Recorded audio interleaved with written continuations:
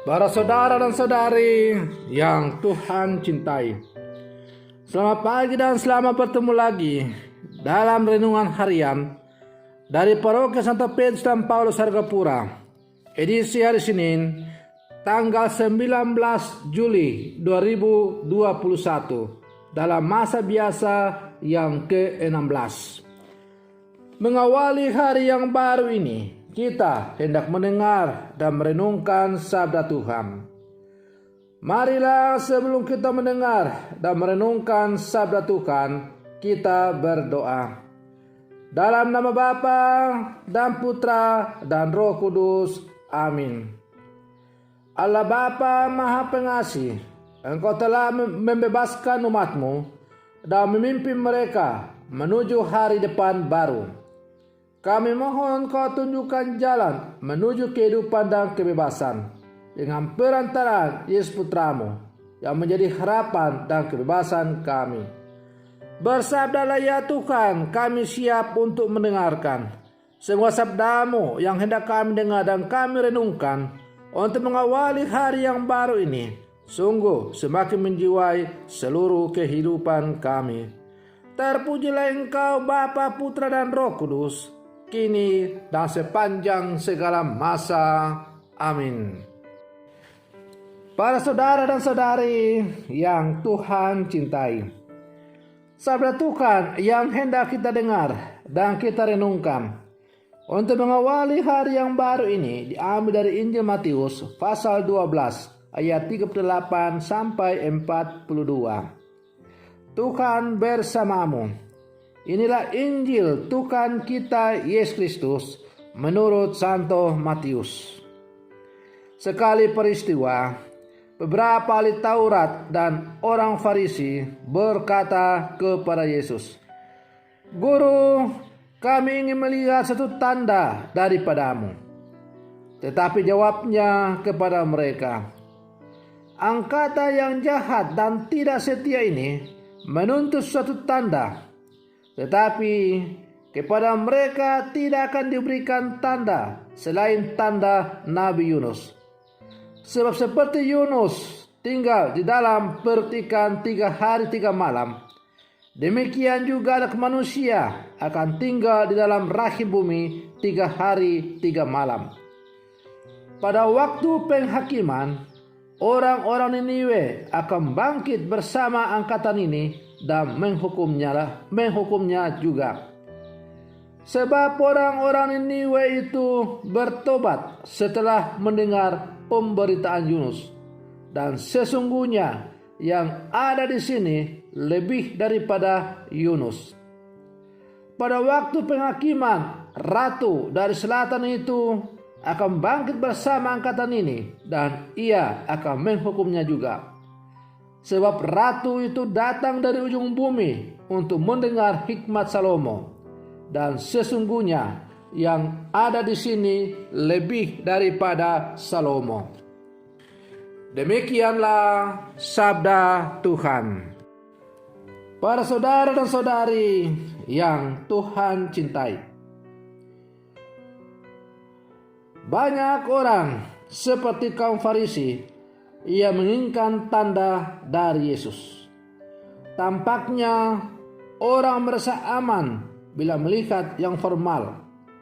Padahal kita tahu bahwa tanda bukti resmi itu lahiriah sifatnya. Maka bukan surat resmi yang membuktikan bahwa orang berkelakuan baik, melainkan perilakunya setiap hari. Orang bisa saja mendapat macam-macam surat penghargaan, tetapi belum tentu menggambarkan bahwa orang demikian. Para saudara dan saudari yang Tuhan cintai, Yesus tidak mau memberi tanda bukti lain kecuali tanda Nabi Yunus kepada orang-orang Farisi yang datang kepadanya untuk meminta tanda darinya. Adapun Yunus memberitakan pertobatan kepada orang-orang Niniwe setelah ia tinggal dalam perut ikan 3 hari 3 malam lamanya. Yesus sendiri lebih daripada Nabi Yunus, karena ia adalah putra Allah yang datang ke dalam dunia ini. Ia maha kuasa, putra Allah yang maha tinggi. Ketegaran hati kaum Farisi dan ahli Tauratlah yang mengaburkan pandangan mereka, sehingga mereka masih meminta tanda. Para saudara dan saudari yang Tuhan cintai, kalau kita bermenung-menung dengan jujur, maka sebenarnya kita juga harus mengakui dengan jujur bahwa terkadang kelakuan daripada para ahli Taurat dan orang Farisi yang meminta tanda kepada Yesus terkadang juga, bahkan sering juga melanda kehidupan kita sehari-hari. Sebenarnya ada banyak tanda dari Allah yang menunjukkan bahwa Allah sungguh mengasihi kita. Ketika kita bisa bangun dan menyongsong hari baru, masih mendapatkan sesuap nasi untuk dinikmati, senyuman yang terpancar tulus dari setiap anggota keluarga dan sesama yang kita jumpai, anak-anak, rekan kerja, dan teman-teman sekomunitas, udara yang kita hirup, hujan dan gerimis, dan segala cuaca adalah bukti nyata bahwa Allah tidak membiarkan kita terlunta-lunta di belantara hidup ini.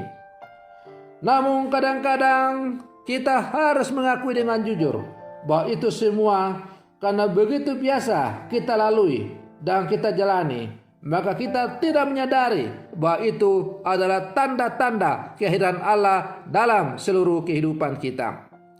Para saudara dan saudari yang Tuhan cintai, maka sebagai murid-murid Yesus yang hidup di zaman sekarang, kita tidak perlu lagi meminta tanda kepada Yesus. Kita tidak perlu minta tanda kepada Allah, karena Allah sendiri telah hadir setiap saat menemani perjalanan hidup kita. Bayangkanlah ketika kita masih bisa bangun pagi untuk menikmati hari yang baru. Apakah itu bukan sebuah tanda bahwa Allah menyertai kita? Bayangkanlah kalau seandainya Allah mengambil nafas yang ada pada kita, apakah kita masih bisa menikmati hari yang baru itu?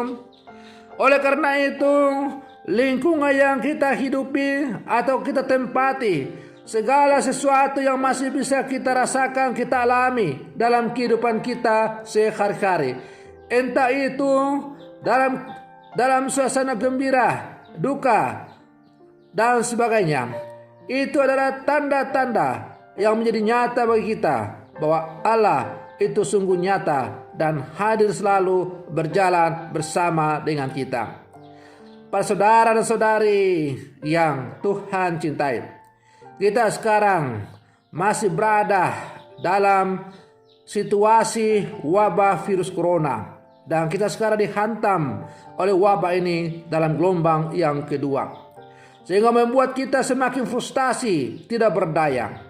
Tetapi sadarlah sebagai orang-orang beriman bahwa kehadiran wabah virus corona ini menjadi tanda bagi kita bahwa tanpa Allah kita tidak bisa berbuat apa-apa.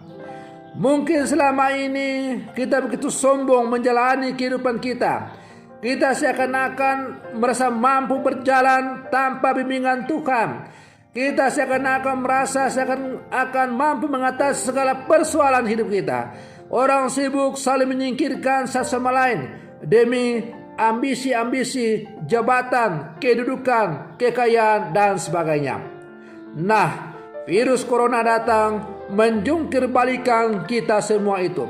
Ternyata jabatan, harta kekayaan, uang yang kita miliki, segala sesuatu yang kita miliki ternyata tidak mampu untuk membebaskan kita dari wabah virus corona ini. Maka wabah virus corona ini, walaupun dia sangat kecil, tidak nampak secara kasat mata, tetapi dia telah menjungkir balikan kehidupan manusia dan mau tidak mau menyadarkan kita bahwa tanpa Tuhan kita tidak bisa berbuat apa-apa. Oleh karena itu, para saudara dan saudari, tidak perlu kita menuntut tanda dari Tuhan sebagaimana yang diminta oleh orang Farisi dan ahli Taurat. Tapi mari dengan berbagai pengalaman hidup, termasuk situasi yang mencekam yang saat ini kita alami, kita kembali dan bertekuk lutut di hadapan Tuhan dan berkata, Tuhan, tanpa Engkau kami tidak bisa berbuat apa-apa. Tuhan, terima kasih karena dalam segala keterbatasan kami, Engkau masih tetap mencintai kami dan memberi kami kesempatan untuk menikmati kehidupan yang baru ini. Terima kasih Tuhan, berjalanlah selalu bersama dengan kami. Amin. Tuhan Yesus memberkati kita semua.